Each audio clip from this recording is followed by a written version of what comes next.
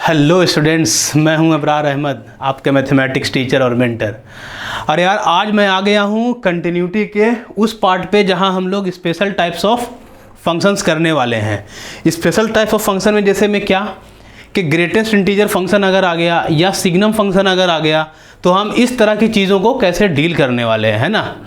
तो हमने कंटिन्यूटी तो पढ़ लिया है अपना, कंटिन्यूटी में क्या क्या टाइप्स हो सकते हैं, उसके removal and non removal discontinuity. जिसने भी लेक्चर नहीं देखा तो प्रीवियस लेक्चर देख लो, आपको वहाँ पे वो फंडा प्रॉपर क्लियर हो जाएगा। तो आज हम वही डिस्कस करेंगे स्पेशली कि अगर ग्रेटेस्ट इंटीजर आ गया, सिग्नम आ गया या इस तरह के और फंक्शंस आ जाते हैं तो हम कैसे डील करने वाले हैं उसको। तो चलो क्वेश्चन से स्टार्ट करते हैं। क्या है पहला क्वेश्चन अपना, discuss the continuity of the following function. Function में पहला फंक्शन क्या है, लॉग ऑफ एक्स जो है वो ग्रेटेस्ट इंटीजर फंक्शन के अंदर है। बट इससे पहले कि मैं इस पे आऊँ आपको कुछ छोटी बातें बताता हूँ। जैसे अगर मेरे पास नॉर्मल ग्रेटेस्ट इंटीजर फंक्शन होगा तो आप बताओ मुझे इसकी कंटिन्यूटी डिसकंटिन्यूटी और आपको क्या पता है। तो आप अगर ग्राफ अगर आपको पता है तो ग्राफ तो इसका आपको पता होगा ना, ये था ग्राफ कुछ इसका, इधर सॉलिड है, इधर है ना, इधर सॉलिड है अपना, कुछ ये ग्राफ था।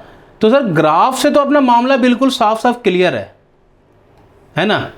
ग्राफ से अपना मामला एकदम क्लियर है कि ये सारे ही इंटीजर्स पे 1 2, इसके बाद यहाँ पे 3, फिर इधर ऐसे -1, यहाँ पे -2, ये सारे ही पॉइंट्स पे सर फंक्शन जो है वो डिसकंटिन्यूअस है। अच्छा, अगर आप मतलब इंटीजर वैल्यू जो है, देखो ग्रेटेस्ट इंटीजर फंक्शन जो है वो इंटीजर वैल्यू पे डिसकंटिन्यूअस होने वाला है। वैसे आप चेक कर सकते हो, जैसे आपने 2 पे चेक करना है तो 2 प्लस और 2 माइनस, तो 2 प्लस का ग्रेटेस्ट इंटीजर कितना आएगा, आंसर 1 नहीं 2 आ जाएगा। क्योंकि अगर आपने 2 प्लस करना है इसका मतलब क्या है, 2 प्लस का मतलब क्या है 2.01, 2.01 का ग्रेटेस्ट इंटीजर आपको 2 ही मिलने वाला है, एंड 2 माइनस का ग्रेटेस्ट इंटीजर -1 मिलने वाला है। तो देखो 2 प्लस करने पे आपकी वैल्यू 2 हो रही है ना, और 2 माइनस करने पे आपकी वैल्यू सीधे सीधे 1 हो जाती है। तो ये वाला लेन चलता है ना आपका, 1 से 2 के बीच में अगर बात हो रही है तो आपको आंसर 1 मिल जाता है, 2 से 3 में 2 मिल जाता है। तो आपको इतना पता है कि हर इंटीजर पे ग्रेटेस्ट इंटीजर वो डिसकंटिन्यूअस होता है। देखो ये सेम चीज़ अगर आप यहाँ पे अप्लाई कर सको तो कैसे काम हो सकता है आपका। तो चलो यार देखते हैं। तो सुनो, अगर मैं ऐसे बोलूँ कि लॉग एक्स जो है वो इंटीजर कब आएगा, आप ये सोचो। मैंने मान लिया कि k मेरा वो इंटीजर है तो k बिलोंग्स टू i। अब मुझे बताओ अगर आप log हटाओगे तो क्या हो जाएगा, e raise to k equal to x हो जाएगा। log के डेफिनेशन के अकॉर्डिंग log हटा इक्वल टू पावर में और पावर इक्वल टू में चला आया। तो अब x की आपकी जो वैल्यू है e रेस टू k के लिए उन हर पॉइंट पे आपका ये फंक्शन डिसकंटिन्यूअस होने वाला है। तो k यहाँ पे क्या क्या आ सकता है, जैसे k तो आपका कोई भी इंटीजर था, इसका मतलब e की वैल्यू -2 ले लो, या सॉरी k की वैल्यू या -1 ले लिया या 0 ले लिया तो पावर ये वैल्यू 1 हो जाएगा। अगर k आपने 1 लिया तो e आया, e स्क्वायर आया, इस तरह से इधर और इस तरह से इधर। तो इन सारे ही पॉइंट्स पे आपका log of x of greatest integer function discontinuous हो जाएगा। आई होप आपको ये मामला क्लियर होगा। अच्छा, एक बड़ा इंपॉर्टेंट पॉइंट आपको बताता चलूं मैं, फंक्शन अगर मुझे चेक करना है उसकी कंटिन्यूटी डिसकंटिन्यूटी तो फंक्शन का इंक्रीजिंग या डिक्रीजिंग होना ज़रूरी है। मतलब अब ये फंक्शन आप देखोगे तो ये धीरे धीरे धीरे धीरे आगे ही बढ़ रहा है अपना, डिसकंटिन्यूअस हो गया, इंक्रीजिंग डिक्रीजिंग था तो इंक्रीजिंग था, है ना। अगर आपको मैं एक और क्वेश्चन दूं, मान लिया रूट एक्स लिया मैंने इस तरह से ग्रेटेस्ट इंटीजर के अंदर, पहले ये पहचानो कि इंक्रीजिंग है या डिक्रीजिंग है। तो आपको पता होगा रूट एक्स का ग्राफ कुछ इस तरह से चलता है। तो अगर ये ग्राफ है तो ये फंक्शन मुझे साफ साफ दिख रहा है कि इंक्रीजिंग फंक्शन है। इंक्रीजिंग होने का मतलब है अब मैं ये चीज़ चेक कर सकता हूँ कि जहाँ जहाँ ये अंदर का जो पार्ट है आपको इंटीजर देगा, इंटीजर मतलब वही के ले लो आप, वहाँ वहाँ फंक्शन आपका डिसकंटिन्यूअस हो जाएगा। तो वो तो चेक करने की चीज़ है कि जैसे आपने अगर x स्क्वायर लिया तो अगर स्टार्ट आप 2 से करोगे, 1 से लिया तो 1 आ गया, अगर यहाँ पे 2 रख लेते तो आंसर 4 आ जाएगा, 3 रख लोगे तो 9 आ जाएगा। तो वो आपका आंसर है। मेरा मेन मोटिव इस क्वेश्चन में ये था कि फंक्शन को अगर आपको चेक करना है उसकी कंटिन्यूटी डिसकंटिन्यूटी, तो डिसकंटिन्यूअस तभी होगा जब फंक्शन इधर इंक्रीजिंग और डिक्रीजिंग होने वाला है। तो ये पॉइंट याद रखना। बढ़ते हैं नेक्स्ट क्वेश्चन की तरफ। तो यार अगला क्वेश्चन आपका है, देखो साइन इनवर्स ऑफ एक्स और एफ ऑफ एक्स। अब इस क्वेश्चन की हमें कंटिन्यूटी बतानी है, क्या कर सकते हैं हम लोग। तो सेम कहानी है ना कि जो अंदर का पार्ट है डैट अगर शुड बी, अगर वो इंटीजर आगे जाता है, इंटीजर है ना, कोई भी इंटीजर आ जाए तो फंक्शन वहां पे आपका डिसकंटिन्यूअस हो जाएगा। तो आपको इतना पता होना चाहिए ना कि जो साइन इनवर्स एक्स है वो प्लस पाई बाई 2 से लेके माइनस पाई बाई 2 के बीच में लाई करता है। कितना क्लियर है। तो इसके बीच में इंटीजर क्या क्या पॉसिबल है मेरे पास। अगर मैंने ग्रेटेस्ट इंटीजर लगा दिया तो इसका ग्रेटेस्ट इंटीजर होगा और इधर में इसका ग्रेटेस्ट इंटीजर होगा। ये वैल्यू कितनी होती है 1.57 होता है। तो 1.57 का ग्रेटेस्ट इंटीजर कितना आ जाएगा 1 आ जाएगा। इधर आपको इससे बड़ा चाहिए, इससे बड़ा चाहिए, तो इधर से आपको वैल्यू क्या मिलेगी। देखो यहाँ पे x भी आपको क्या मिलेगा -1 से 0 एंड 1। ये तीन ऐसे वैल्यू मिल रहे हैं जहाँ पे फंक्शन आपका डिसकंटिन्यूअस हो जाएगा। आप चेक करके देख सकते हो। जैसे अगर आपने कभी 0 लिया तो 0 माइनस और 0 प्लस करना पड़ेगा आपको। तो जब 0 माइनस करोगे तो फंक्शन की वैल्यू थोड़ी सी अलग हो जाएगी, 0 प्लस करने से फंक्शन की वैल्यू थोड़ी अलग हो जाएगी। आपको थोड़ा थोड़ा ग्राफ याद होगा इसका। आपको ग्राफ है साइन इनवर्स एक्स का अपने पास, कुछ यू था ना ग्राफ, कुछ यू ग्राफ था, राइट। तो अगर ये वाला ग्राफ आपको याद है, ये वाला पॉइंट है मेरा 0, राइट। ये पॉइंट 0 से लेफ्ट में देखो फंक्शन की वैल्यू इधर है और राइट में देखो फंक्शन की वैल्यू इधर है, और ग्रेटेस्ट इंटीजर करने से फंक्शन के वैल्यू में फर्क पड़ गया है। तो ये वो वैल्यूज है जहां पे फंक्शन डिसकंटिन्यूअस हो रहा है, मतलब -1 0 एंड 1 पे। चलो थोड़ा आगे बढ़ लेते हैं। ये क्वेश्चन को देख लो आप, ये बड़ा इंटरेस्टिंग क्वेश्चन है। इसमें यार ये जो पूरा वैल्यू है ये कब डिसकंटिन्यूअस होगा अपना, ये चेक कर लेते हैं। अब इसने बोल रखा है कि x जो है वो ग्रेटर देन इक्वल टू 0 है मेरा। इसका मतलब अच्छा, और ये इंटीजर बनना चाहिए। तो अगर ये जो नीचे का पार्ट है 1 + x², अगर आपको इसे इंटीजर फॉर्म करना है तो ये पूरा पार्ट कभी भी 2 से बड़ा नहीं होना चाहिए, 2 तक चलेगा, 2 तक चलेगा ना। मतलब नीचे का जो पार्ट है 1 + x² वो 2 से छोटा या इक्वल हो सकता है। 2 से बड़ा हो गया तो फिर तो वो हर बार वो 0 वो तुम्हें छोटा दे देगा, तो वो वैल्यू हो नहीं सकती। मतलब ये वाला जो पार्ट है आपका ये कहीं ना कहीं 1 हो सकता है और ये कहीं ना कहीं 2 हो सकता है। इसके अलावा कुछ और पॉसिबल ये वाली वैल्यू है नहीं। देख लो अब ध्यान से। तो यहाँ से मैं बोल सकता हूँ कि x² = 0 है, तो देयरफॉर x = 0, और यहाँ से x² = 1, सो x इज ±1। तो देखो x की यहाँ पे 2 वैल्यू मिली है, एक +1 मिला है और एक -1 मिला है। लेकिन फंक्शन ने बोला है कि मैं तो 0 से बड़ा हूँ, तो नेगेटिव वाला आंसर अपना होगा नहीं। तो 0 और 1 इज द राइट आंसर। तो ये 2 पॉइंट ऐसे हैं जिस पे फंक्शन यहाँ पे डिसकंटिन्यूअस है। आई होप ये समझा होगा आपको। चलिए आगे बढ़ते हैं। तो भाई चलो नेक्स्ट क्वेश्चन देख लेते हैं क्या है अपना, है ना। हमने लास्ट क्वेश्चन क्या किया अभी लास्ट हमने ये किया, है ना। क्वेश्चन नंबर 1 अपना कंप्लीट हो गया। अब देख लो इसमें क्या है, find the number of points where function x/3 of greatest integer function x belongs to 0 to 30 is discontinuous. आपको पता करना है कि इस इंटरवल में फंक्शन डिसकंटिन्यूअस कहाँ पे हो रहा है। तो यार हमने डिस्कस करके रखा है कि ये चीज़ डिसकंटिन्यूअस तब होने वाला है आपका जब जब तुम्हें ये इंटीजर देगा, है ना। तो ये इंटीजर कब कब दे देगा आपको। तो जरा आप 0 से 30 में चेक तो करो एक बार, क्या ये पहली बार में 3 पे आपको इंटीजर दे रहा है। 3/3 वैल्यू 1 बन जाएगी, 1 बनेगा तो इंटीजर देगा। और अगर ये इंटीजर आया तो 1 प्लस करने से वैल्यू 1 आएगी ग्रेटेस्ट इंटीजर की, और 1 माइनस करने से 0 आ जाएगी। इसका मतलब उस पर ये डिसकंटिन्यूअस हो रहा है। और देखो ना, आप 1 प्लस कर रहे हो और 1 माइनस कर रहे हो, तो 1 प्लस का ग्रेटेस्ट इंटीजर कितना 1 ही आता है, और 1 माइनस का ग्रेटेस्ट इंटीजर ये 0 आता है। तो इसका मतलब अगर 3 पे आ रहा है, देखो अगली वैल्यू कब होगी 6 पे, देखो ये 6/3 2 हो जाएगा। तो इस तरह से 6, 9 and so on 27 and 30, last value तो यही आएगी। तो टोटल कितने पॉइंट्स हैं इसने, 3 से लेके 30 तक। तो ये रहा आपका आंसर, है ना। Total 10 point of discontinuity for this function कि x/3 of greatest integer function. I hope आपको ये बात समझ में आ रहा होगा। तो यार ये बहुत सिंपल सा कॉन्सेप्ट है कि अगर ग्रेटेस्ट इंटीजर फंक्शन के क्वेश्चंस आपको डिसकंटिन्यूटी में दिए हैं तो आप ये पता कर लो कि ग्रेटेस्ट इंटीजर की जो अंदर का पार्ट है वो कहाँ कहाँ इंटीजर होगा और आपका आंसर मिल जाएगा। चलो नेक्स्ट क्वेश्चन की तरफ आते हैं। Discuss the continuity of signum function इस बार। और सिग्नम फंक्शन में क्या क्या, x³ - x। देखो मैं आपको पहले थोड़ा सिग्नम फंक्शन के बारे में थोड़ा एक्सप्लेन करता हूँ क्या होता है ये चीज़। तो आपको अगर पता होगा तो ये कुछ इस तरह से डिफाइन था, mod of x/x।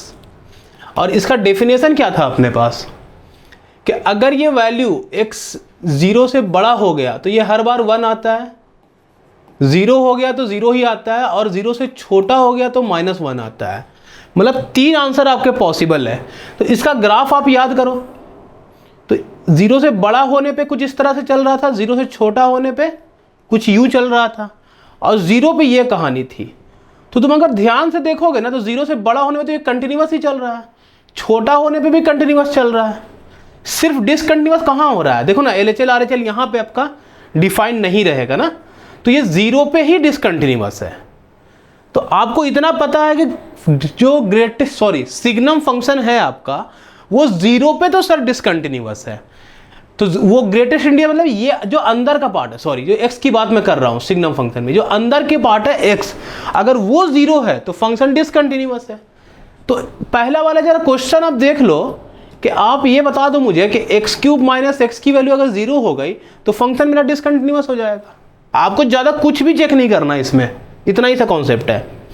अब चेक कर लो ये कब कब होगा। तो ये x कॉमन लिया, x² - 1 = 0, तो x की वैल्यू 0 और यहाँ से x की वैल्यू +-1 आ जाएगी आपको।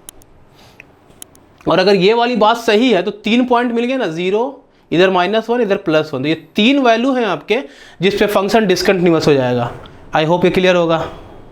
वैसे काफ़ी आसान सा क्वेश्चन है, बट सिग्नम का हमें डेफिनेशन मालूम हो जाए ना, क्वेश्चन डेफिनेशन पे आपका आ रहा है। इसका दूसरा क्वेश्चन देख लो आप, इसमें क्या कर सकते हैं हम लोग। सिग्नम ऑफ 2 cos x - 1, इसको आप 0 से इक्वेट कर लो जरा। अगर आप इक्वेट कर सके तो आपका काम हो जाएगा। आप ये पता कर लो कि cos x की वैल्यू यहाँ पे कितनी आएगी, हाफ आएगी। तो हाफ जब आएगा तो इसका जनरल सॉल्यूशन देखना पड़ेगा आपको। और अगर कभी किसी क्वेश्चन ने ये कह दिया यहाँ पे कि किसी पर्टिकुलर इंटरवल में देखना है, जैसे इसने कह दिया होता कि x 0 से 2π के बीच में देखना है, तब तो टेंशन ख़त्म था अपना। लेकिन यहाँ आप जनरल सॉल्यूशन निकाल दो, तो यहाँ क्या करोगे, cos थीटा की वैल्यू हाफ है, और cos हाफ कब होता है, π/3 पे। आपने अगर ट्रिग्नोमेट्री पढ़ रखा है तो आपको ये पता होगा कि x की वैल्यू यहाँ पे क्या आती है, ऐसे 2nπ ± अल्फ़ा, और अल्फ़ा है मेरा π/3। मतलब ये जो वैल्यू हाफ हो रहा है cos का वैल्यू हाफ कहाँ, 60 पे होता है। फिर सेकंड टाइम cos हाफ कहाँ पॉजिटिव होगा, इधर होगा, और तो कहीं हो नहीं सकता भाई। इस और इसको में तो cos नेगेटिव हो जाएगा ना, तो वो हमारे काम का आंसर है नहीं। तो ये इन सारे वैल्यू पे cos की वैल्यू ये डिसकंटिन्यूस होने वाला है। तो अगर आपको ऑप्शन कभी जनरल सॉल्यूशन में दिख जाए तो आप इस तरह के आंसर्स देख करके टिक मारो। और अगर कभी आपको 0 to 2π या 0 to 6π में आंसर दिख रहा हो, तब तो फिर आपको 2-3 वैल्यू निकाल के यहाँ से देख लेनी पड़ेगी। तो फिलहाल तो हमने जनरल सॉल्यूशन के लिए किया है। देखो थर्ड क्वेश्चन करते हैं, लास्ट वाला इसका। आई होप आपको ये समझ आया होगा अच्छे से। चलो थर्ड के लिए नेक्स्ट पेज ले लेते हैं हम लोग। यहाँ भी ये क्वेश्चन लिखा है हमारे लिए, और पहला क्वेश्चन तो मैंने कर दिया।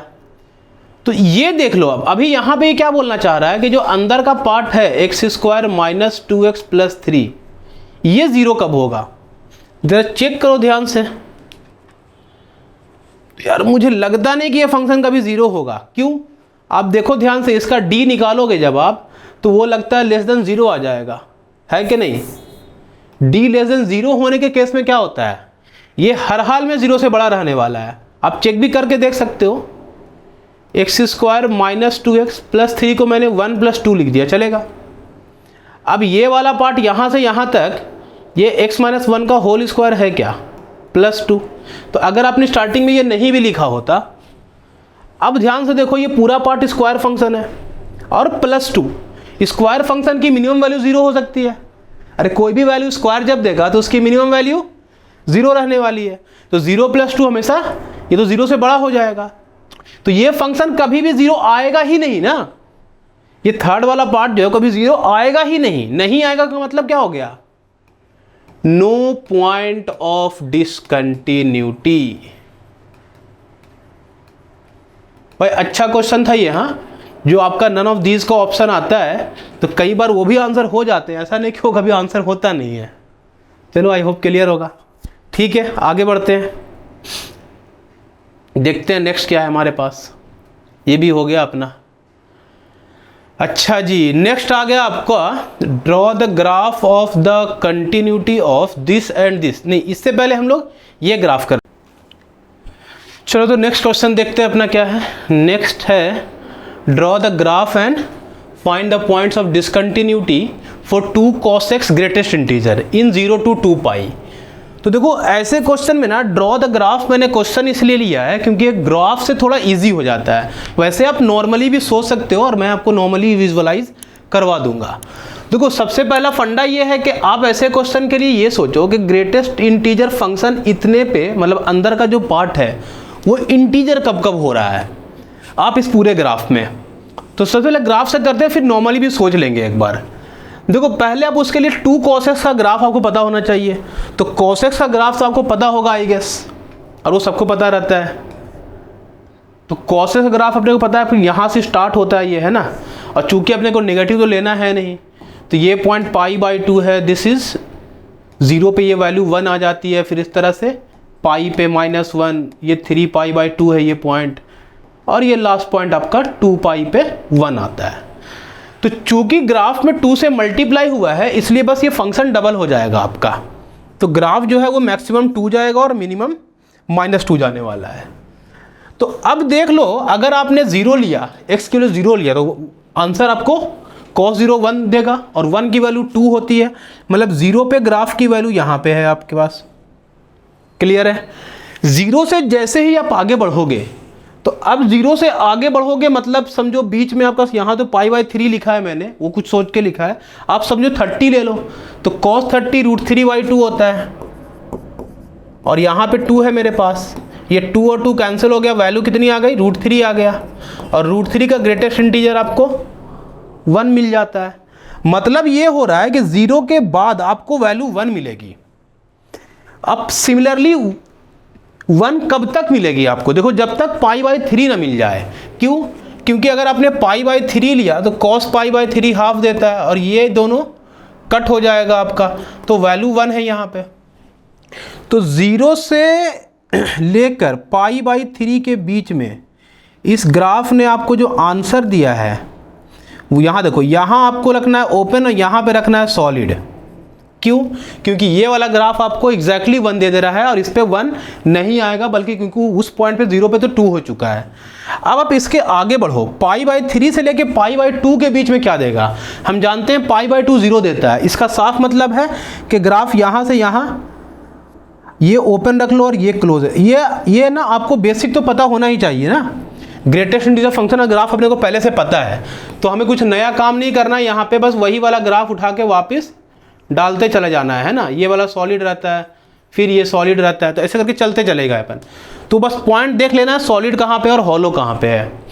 फिर देख लो ये 2π/3 जो है, cos 2π/3 नेगेटिव देगा, मतलब पक्की बात है कि इतने से इतने के बीच में ये -1 होने वाला है। तो -1 आपका यहाँ से यहाँ तो हो जाएगा ओपन, इस पे रख लो आप क्लोज, ये 2π/3 है आपका।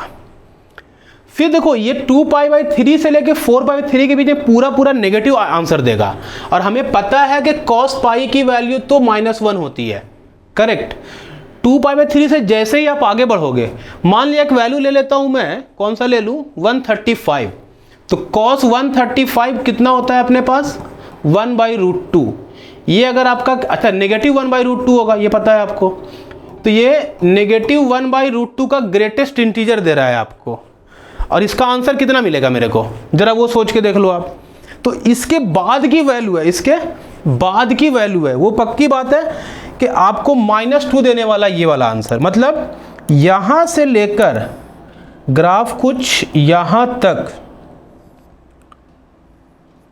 आपको हर बार -2 देने वाला है। अब लास्ट क्या बच गया अपना, लास्ट तो नहीं बचा, 1-2 पॉइंट्स और हैं अपने पास, हम पॉइंट ही देख रहे हैं अभी। 4π/3 से लेकर, तो पहले 4/3 पे ले लो एग्जैक्टली आप, क्योंकि ये तो आपके क्रिटिकल पॉइंट्स हो जाएंगे यहाँ पे।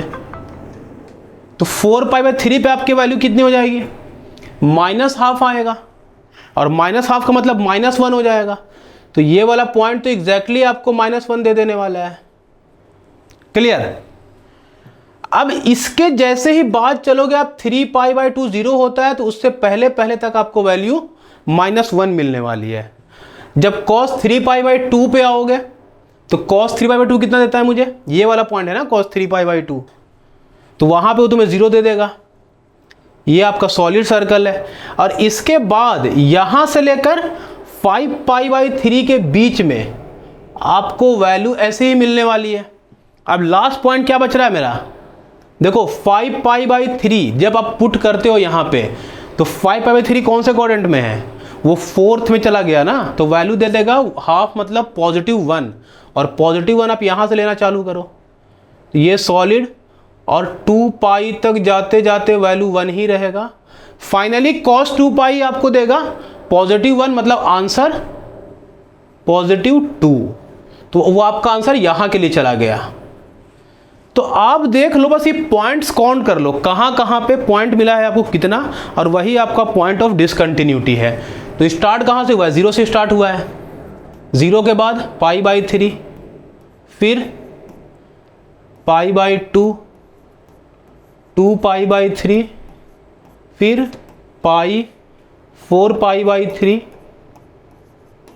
फिर 3π/2, 5π/3 एंड 2π।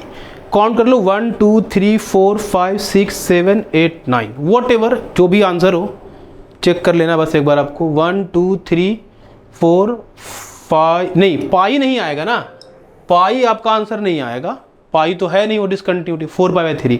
तो 1 2 3 4 यहाँ है, 1 2 3 4 यहाँ है, टोटल आंसर आपके पास है 8।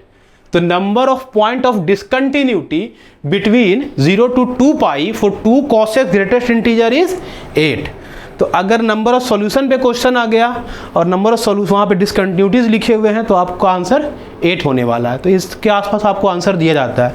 तो ये बड़े ज़बरदस्त क्वेश्चन हैं। हाँ, अच्छा देखो, मैंने स्टार्टिंग में ये बोला था कि अगर आप ग्राफ ना ड्रॉ कर सको तो कैसे आप कर पाओगे, है ना। ग्राफ अगर ना ड्रॉ कर सको तो उस केस में तो भी कर सकते हैं आप। आपको इतना सोच लेना कि इंटीजर कहाँ कहाँ पे मिलने वाला है मुझे। तो देखो 0 तो एक इंटीजर दे रहा था तुम्हें, है ना, 0 पे इंटीजर दे रहा था। 0 के बाद कहाँ सोचोगे, π/3 ही था वो पॉइंट जहाँ पे इंटीजर दे रहा है। फिर नेक्स्ट क्रिटिकल पॉइंट अगेन 90 ही मिलेगा, क्योंकि जब 90 पे आप आते हो तो फंक्शन की वैल्यू 0 हो जाती है। तो 90 मतलब π/2, और इसके पक्की बात है π/3 का तो मल्टीपल होना ही होना है। अब देखो ना, एक बात पक्की है, π/3 आ गया इसलिए उसका मल्टीपल होना फिक्स हो गया। तो π/3 के जितने मल्टीपल है स्टार्टिंग से एंड तक सब लिख दो आप। तो वो कैसे लिख सकते हो, देखो ना, यहाँ पे देखो π/3 लिखा, 2π/3 लिखा, 4π/3 लिखा, 5π/3 लिखा, ये तो लिख दिया हमने। 0 हमने लिख दिया है, π/2 भी डिसकंटिन्यूअस हो रहा था।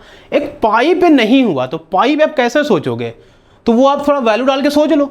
अगर cos π दिया, वैल्यू -1 आया तो -2 आ गया।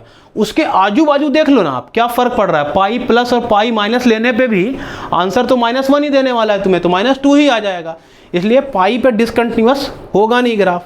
तो आप उसके बाद उसके मल्टीपल देख लो, तो सारे मल्टीपल, फिर एक 3π/2 बचा, और वो चूँकि π/2 का मल्टीपल है इसलिए वो भी आ जाएगा। अब बचा 2π, और वो आपका 100% श्योर है। तो तो आप वो भी देख करके कर सकते हो अगर आपको ग्राफ ड्रॉ करना उस टाइम पे नहीं आ रहा है तो चलो नेक्स्ट क्वेश्चन देखते हैं ग्राफ के लिए क्या है। आई होप आपको ये समझा होगा अच्छे से। यानी काफ़ी इंपॉर्टेंट और ज़बरदस्त क्वेश्चन है। देखो मेंस और एडवांस में इस तरह के क्वेश्चन पूछे जाते हैं। हाँ, तो आप इन पे कमांड बना लो, थोड़ा 2-4 और क्वेश्चंस कर डालो घर पे, फिर काम हो जाएगा आपका। हाँ, अगला क्वेश्चन देखो, मैंने 5 क्वेश्चन पहले कराया आपको और 4 क्वेश्चन बाद में करा रहा हूँ, क्योंकि वो थोड़ा ना कंपेरेटिवली इजी क्वेश्चन था। देख रहे हो आप, 2 cos x, इसमें सिंपल ग्राफ था, इसमें sin x plus cos x का आपको ग्राफ ड्रॉ करना है। तो अब क्वेश्चन तो वैसे आसान हो गया आपके लिए, आप कर सकोगे, बट ये है कि ग्राफ इसका भी अगर मुझे ड्रॉ करना आ जाए तो काम हो जाएगा अपना। sin x plus cos x का ग्राफ कैसे ड्रॉ करोगे? तो याद करो, आपने पढ़ा होगा इस तरह की चीज़ें कि अगर sin x plus cos x है और हम ट्रिग्नोमेट्री पढ़ रहे हैं, तो साइन का जो कोएफिशिएंट है वो ले लो, कॉस का कोएफिशिएंट है वो ले लो, दोनों का स्क्वायर किया, ऐसे रूट निकाला, कितना आ गया मेरे को? √2 आ गया। तो √2 से मल्टीप्लाई और √2 से डिवाइड करो, तो 1/√2 sin x and 1/√2 cos x। अब थोड़ा बर्दाश्त करना आप लोग, क्या मैं इसे sin x प्लस π/4 लिख सकता हूँ? ये कैसे लिख दिया मैंने? देखो, अगर आपको थोड़ा बहुत याद हो 11 की ट्रिग्नोमेट्री, तो क्या ये वाली वैल्यू cos π/4 लिखा है और यहाँ पे sin x है ना, और ये cos π/4 लिखा है, सॉरी इसको साइन में कर लेते हैं हम लोग, तब नहीं आंसर अलग आएगा ना। ये 1/√2 cos x था, तो ये sin π/4 cos x, तो sin a cos b cos a sin b को फॉर्म दे रहा है ये, मतलब ये ऐसा तो आ ही जाएगा, ये पक्की बात हो गई। और इसका ग्रेटेस्ट इंटीजर, तो यार देखो ये साइन के फॉर्म में आ गया, इसलिए मैंने ग्राफ भी साइन से लेने की कोशिश करा है ना। वैसे आप इसको कॉस में भी कन्वर्ट कर सकते हो, कुछ प्रॉब्लम नहीं है, फिलहाल मैंने साइन से ले लिया है। तो देखो, सबसे पहले इसका ग्राफ ड्रॉ करने के लिए एक बात पक्की हो जाती है यहाँ से कि जो बिहेवियर साइन फंक्शन का होता है वही बिहेवियर इसका रहेगा। चूंकि x प्लस π/4 यहाँ पे ऐड हुआ है अपने पास, तो मतलब जब जीरो लोगे तुम, जब जीरो लोगे तो ये π/4 होगा, और जब π/4 लोगे तब वैल्यू 1 हो जाएगी आपकी। मतलब π/4 लेने पे 90 बनेगा, 90 पे 1 बन जाएगा। तो हम देखते हैं कि ग्राफ में कैसे कैसे क्या चेंज आया है उसके अकॉर्डिंग। देखो, पहले ग्रेटेस्ट इंटीजर मत देखो, तुम नॉर्मल ग्राफ ड्रॉ कर लो। अगर मैंने साइन 0 लिया, x के लिए 0, तो x के लिए 0 लेने से ये π/4 आ जाएगा। sin π/4 मतलब 1/√2, 1/√2, 1/√2 कैंसिल हो गया, वैल्यू 1 आ गई। देख रहे हो, आपको दिख गया होगा आई गेस, चमका ये चीज़। x 0 लिया तो y 1 आ गया। अब जैसे ही आप π/4 लेते हो, देखो ध्यान से, जब आप π/4 लेते हो तो आंसर कितना आएगा? sin π/4 मतलब 90 बना देगा ये तुम्हें, और 90 बनने से ये कितना हो गया? ये कट होकर, सॉरी ये तो 1 बन गया, √2 आया। तो √2 तो आपका यहाँ पे मिलता है ना। ये मैंने नॉर्मल ग्राफ लिया, अभी ग्रेटेस्ट इंडिया पे आ ही नहीं रहा हूँ मैं अभी। तो देखो, ये ग्राफ तो आपको अब क्लियर हो गया होगा आई गेस। तो मैं ग्राफ पे डिस्कशन नहीं करूँगा यहाँ पे ज़्यादा, क्योंकि ये सब आपको पता है पहले से। अब मामला मेरा कहाँ प्रॉब्लम में फंसता है कि हम ग्रेटेस्ट इंटीजर का जो ग्राफ है वो अब कैसे ड्रॉ कर लें, है ना। तो वो ग्राफ देखो कैसे ड्रॉ कर सकते हो आप। देखो, √2 तो आया है, तो क्या √2 का ग्रेटेस्ट इंटीजर कितना होता है मेरा? ये तो 1 ही हो जाएगा। मतलब सर इतनी बात पक्की है कि यहाँ से लेकर, अच्छा साइन फर्स्ट और सेकंड दोनों क्वाड्रेंट में पॉजिटिव होता है, तो वैल्यू तो मैक्सिमम 1 ही आएगी। 0 पे कितना ले लिया? जब x की वैल्यू मेरी 0 है, जब x की वैल्यू 0 है तो ग्राफ यहाँ है, और यहाँ आपका कितना है? π/2। ये पॉइंट ले लिया आपने। जब आप π/2 लेते हो तो π/2 पे ये कितना देगा तुम्हें? 3π/4 मतलब 1/√2, और 1/√2 कट होके फिर से 1, और इस पूरे के बीच में मतलब 0 से लेकर π/2 के बीच में ये वैल्यू हर बार आपको 1 देने वाला है। आप कुछ लेके चेक कर सकते हो, ऐसा कुछ प्रॉब्लम। जैसे आप चेक कर लो बीच में क्या आता है, π/4 हमने चेक किया था, आप 60 चेक कर लो, तो यहाँ पे साइन 60 लोगे तो हमारे लिए अच्छी वैल्यू नहीं देगा वो ना, वो 105 वो हमारे लिए स्टैंडर्ड वैल्यू नहीं है, तो कैलकुलेट करना थोड़ा मुश्किल होगा। तो आप 45 लोगे तो 1 आ जाएगा, वो हमने पहले भी देख लिया है। चलो आगे बढ़ते हैं। तो नेक्स्ट जो वैल्यू आपका आएगा, अब पाई बाई 2 पे क्या होगा कहानी, साइन पाई बाई 2 लोगे तो ये कितना बन जाएगा, तो आपका देख लिया आपने 1 हो गया। जैसे ही पाई बाई 2 से थोड़ा आगे बढ़ोगे तो यार ये पहले अगर 1 कितना हो रहा था, ये 135 हो रहा था, 135 से बड़ा एक वैल्यू 150 ले लेते हैं हम लोग। साइन 150 कितना होता है, 1/2 होगा, यहाँ पे √2 लगा है, ये कैंसिल करोगे तो 1/√2 का ग्रेटेस्ट इंटीजर आएगा जो कि तुम्हें 0 दे देने वाला है। इसका एक मतलब साफ हो जाता है कि इस पे जो वैल्यू मिलेगी मेरे को इसके बाद साइन पाई बाई 2 पे के जस्ट आगे, तो वो वैल्यू आपको कहीं ना कहीं 0 मिलने वाला है, और यहाँ से लेकर यहाँ तक आपको 0 मिलने वाला है। चेक भी करके देख लो आप, 3π/4 ले लो एक बार आप। 3π/4 का मतलब कितना होता है, ये 180 हो जाएगा, और 180 होते ही वैल्यू सीधे सीधे 0 हो गई, तो ये आपको चमक गया होगा। अब चूंकि 0 हो गया तो अब अगला वैल्यू मेरा -1 हो जाएगा, तो -1 आपका यहाँ पे आ जाता है, थोड़ा नीचे ले लो आप ऐसा, और यहाँ से लेकर कहाँ तक, पाई तक देखना है आपको या उसके आगे देखना है। पाई पे देख लो पहले क्या हो रहा है कहानी, तो साइन पाई जैसे लिया तो ये 5π/4 होगा। 5π/4 होने का मतलब क्या हो गया, ये कट हो गया, आपको √2 इंटू -1/√2 देगा, तो ये -1 का ग्रेटेस्ट इंटीजर -1 ही आने वाला है ना, तो ये वाली वैल्यू यहाँ तक आपको इस पे एग्जैक्ट -1 आएगा, है ना। और इसके नीचे से लेके 3π/2 तक आपकी जो कहानी होने वाली है वो यहाँ पे आपका -√2 आ जाएगा। इस पॉइंट को मैं इससे जस्ट पहले है -1/√2 ऐसे, तो ये वो पॉइंट मिलेगा आपको, और ये 3π/2 यहाँ पे आपको ये वैल्यू इस तरह से कुछ देने वाला है। फिर यहाँ से आप आगे बढ़ने वाले हो, 3π/2 ले लो आप, यहाँ पे 3π/2 लोगे तो कितना हो जाएगा, ये जरा ध्यान से देखो, ये चला जाएगा 3π/2 प्लस π/4, मतलब 270 प्लस 45 इज 315, 315 होता है -1/√2, मतलब वैल्यू आपको -1 देगा यहाँ पे एग्जैक्टली ये इस पे। तो यहाँ से यहाँ तक वाली वैल्यू जो है आपकी वो कुछ ये मिलने वाली है। अभी क्या बच गया, 7π/4 ले लो आप।